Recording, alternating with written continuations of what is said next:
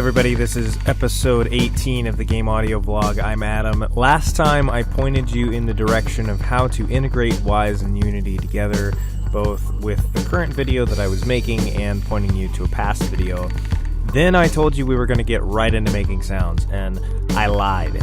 I'm going to straight up tell you, I lied.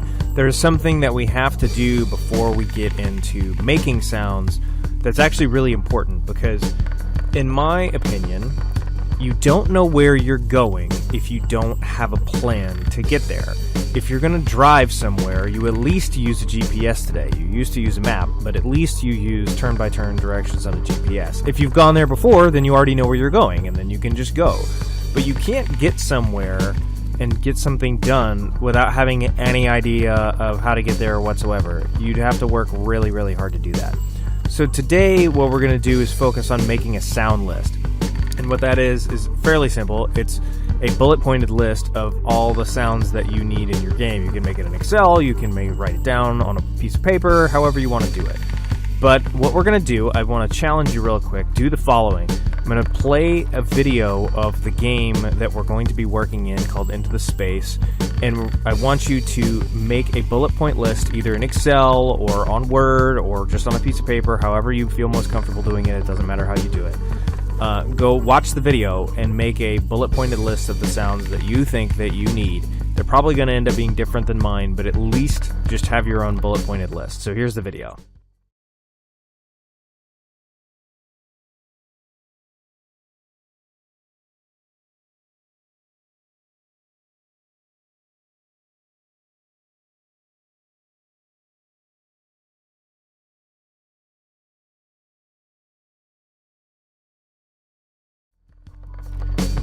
So, after watching that video, here are the sounds on my list. Hopefully, actually, your list is different than mine.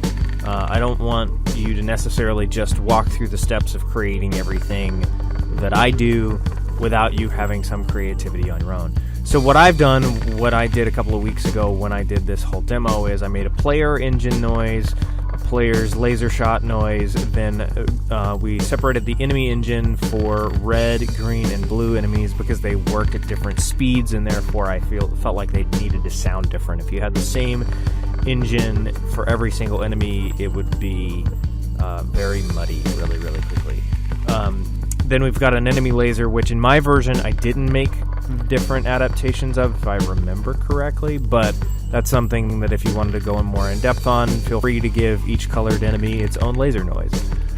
Then we have a standard asteroid explosion, an enemy ship explosion, and then a specific player ship explosion, because one of the tenets of sound design and just sound in general is that if you think on some of the games that you've played that you really fell in love with and you can hum the music to, or you know the sounds to specifically, I'm thinking like the coin noise in Super Mario Brothers. Like everyone knows what that noise sounds like if you played games and you like Mario. You just know automatically what that sound is.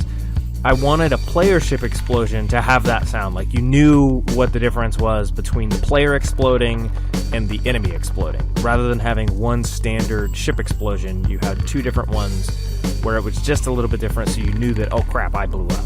And then of course we have music.